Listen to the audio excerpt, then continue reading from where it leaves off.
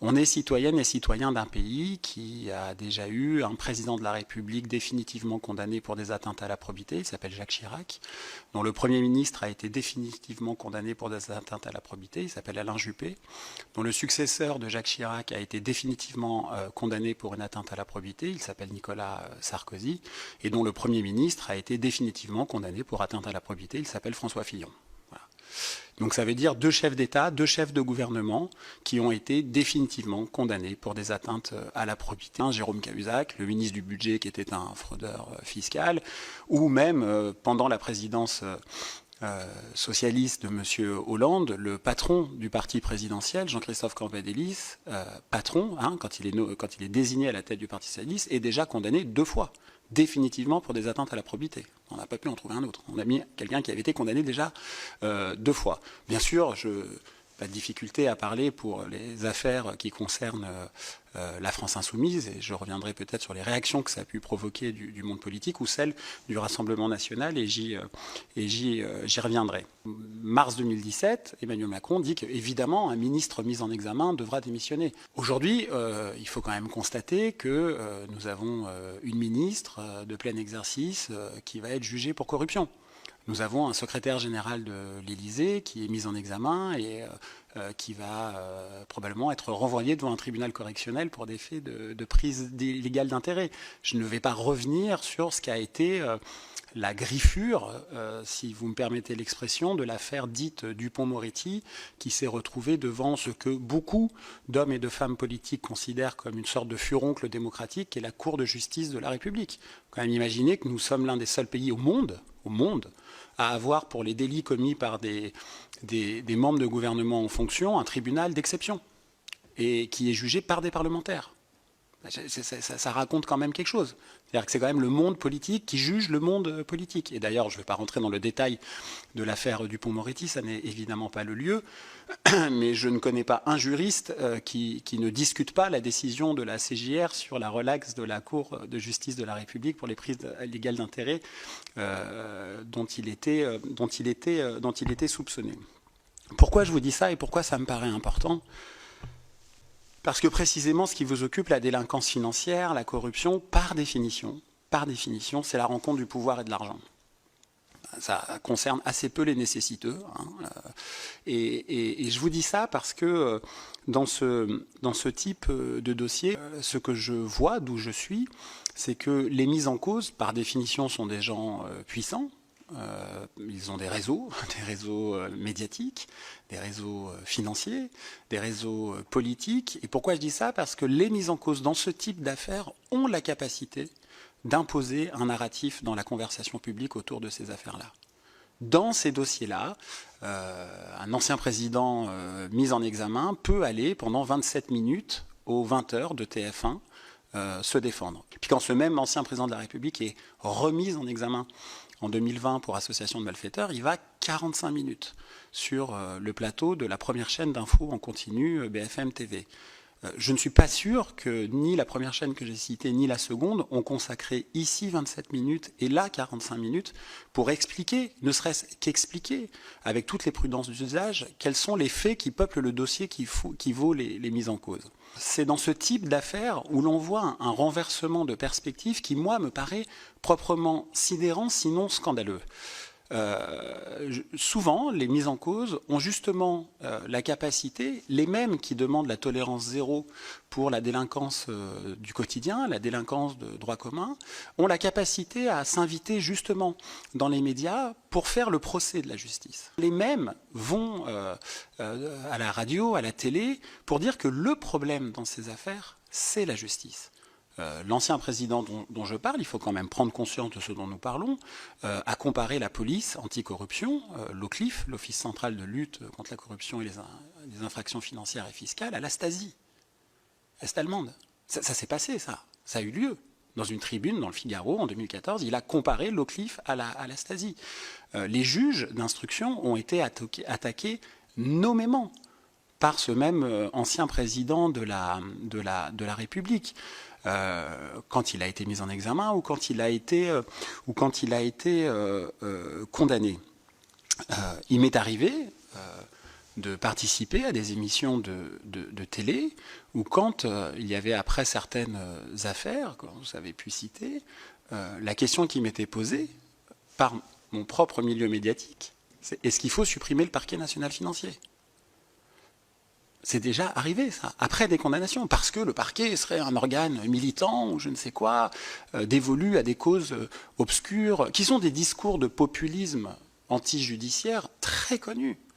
On a les mêmes au Brésil avec Bolsonaro, on a les mêmes aux États-Unis avec M. Trump, on a eu les mêmes avec Berlusconi en Italie, on a le même avec M. Netanyahou concernant ses affaires de corruption en Israël. Marine Le Pen, l'affaire des détournements présumés de fonds publics au Parlement européen n'a jamais intéressé, n'a jamais fait l'ouverture des journaux, n'a jamais fait l'ouverture des matinales.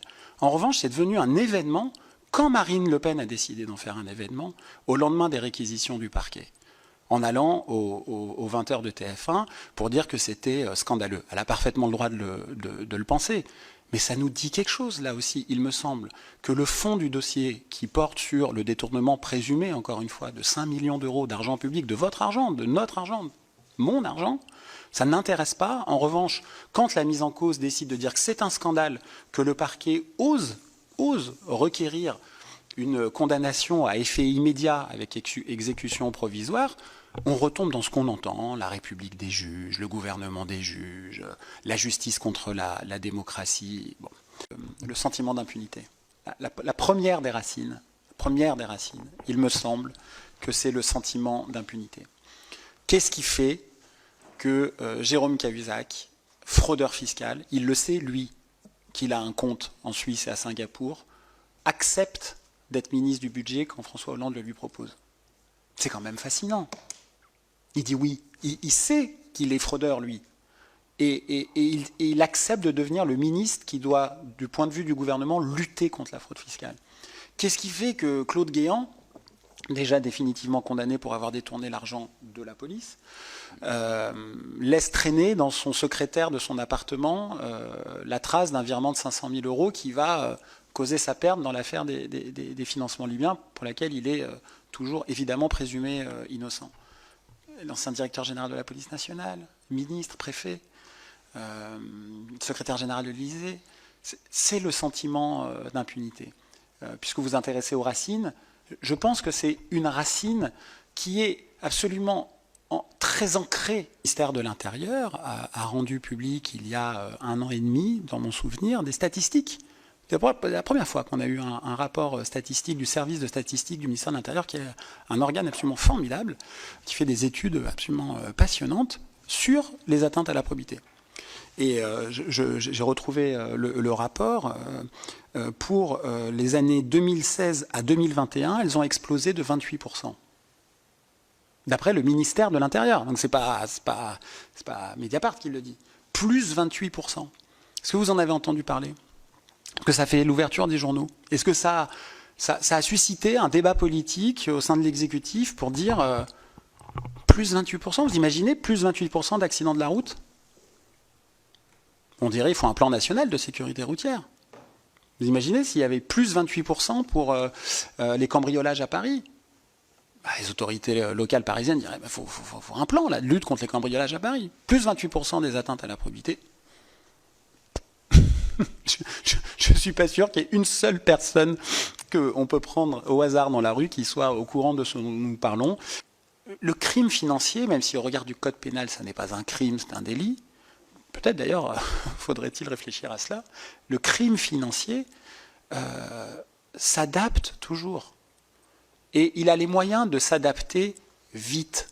C'est pour ça que c'est un écosystème général. C'est pour ça qu'on ne peut pas parler de ces questions-là si on ne parle pas d'un côté de la volonté politique, de l'autre de la force des lobbies, ici du sentiment d'impunité, là de la mobilité des paradis fiscaux, ici de la faiblesse des contre-pouvoirs, là encore du peu d'appétence médiatique pour ces questions-là dans un pays où l'essentiel des médias, je suis désolé de le dire, appartient à des capitaines d'industrie qui ont eux-mêmes des problèmes pour une grande partie avec la justice financière.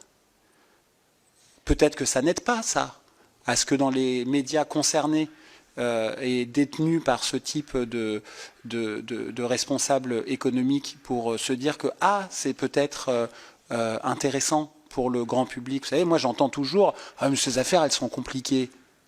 Je ne comprends pas cet argument. Je veux dire, notre métier, c'est quand même de rendre accessible ce qui est compliqué, premièrement. Et deuxièmement, j'ai l'impression qu'on n'a pas de difficulté à faire des éditions spéciales sur des OQTF. Le droit administratif des étrangers, c'est très compliqué. Et pourtant, on le fait. Parce qu'on estime que c'est important. Et probablement, c'est très important. Je ne dis pas le contraire. Je ne suis pas là pour dire qu'il y a quelque chose de plus important que l'autre. Mais ce que j'essaye de dire en vous répondant, c'est que le crime s'adapte. Vous parliez des paradis fiscaux. Bon. Pendant très longtemps, la Mecque des paradis fiscaux, c'était en effet la Suisse, ici le Luxembourg, Singapour, et puis des lois, des dispositions internationales ont permis que ça change. Bon, bah, c'est ailleurs maintenant. Et il y a des trous noirs dans le monde qui demeurent. Donc ça pose des questions diplomatiques, ça pose des questions politiques. Dubaï est un trou noir absolu qui ne coopère pas judiciairement. Les Émirats ne coopèrent pas judiciairement. C'est une réalité. Et ça devient du coup des lieux où on retrouve, et là ça me paraît intéressant, et ça va dans le sens de ce qui a été dit par Frédéric Ploquin, c'est que peut-être on a un biais dans notre façon institutionnellement de lutter contre ces phénomènes-là, que j'appellerais le syndrome des silos. Comme s'il y avait d'un côté les stupes, de l'autre le crime de sang. Ici, la criminalité organisée. Là, le financier. Comme s'il n'y avait pas ce que les spécialistes appellent des phénomènes d'hybridation. D'hybridation. Il y a des lieux de l'hybridation. Il y a des lieux de cela. Vous avez cité tout à l'heure un livre que j'ai commis d'argent et de sang. L'affaire dite des quotas carbone est une histoire incroyable d'hybridation entre le crime, le vrai, enfin le vrai, il n'y a pas de vrai, de faux crime, le crime tel qu'on en a une acception populaire, les bandits, et les cols blancs. C'est même la fusion, j'ose dire, chimiquement pure de cette histoire. Mais ces phénomènes existent aussi, y compris avec une partie de responsables qui ont des charges publiques. C'est une histoire sur laquelle Frédéric a beaucoup écrit, les histoires de celui qui a été surnommé le parrain des parrains, Michel Thomy, qui est l'un des inventeurs, avec son ancien associé, du concept de Corse-Afrique. Bon, c'est quelqu'un qui avait un pied à la fois dans des phénomènes mafieux insulaires, dans le monde des jeux et dans le monde politique. Il a été condamné dans une affaire concernant un ancien ministre qu'a rencontré 2 mois avant sa mort, Frédéric, dans cette maison. Je vous parlais tout à l'heure de l'affaire des financements libyens. Il y a un des prévenus qui s'appelle Alexandre Djouri, qui est présumé innocent, qui à lui seul pourrait incarner ce que j'essaye de vous dire sur les phénomènes d'hybridation.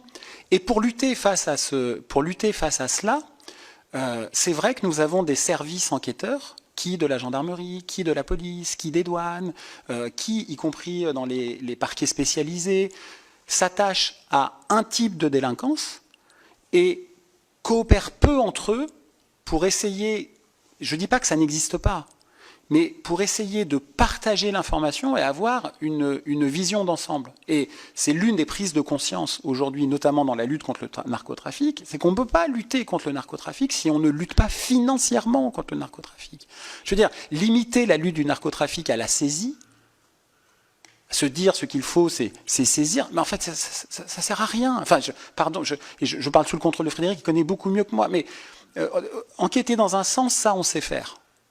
Pour trouver un peu de la drogue qui circule, un peu, hein, parce que c'est infinitésimal ce qu'on saisit par rapport à ce qui circule.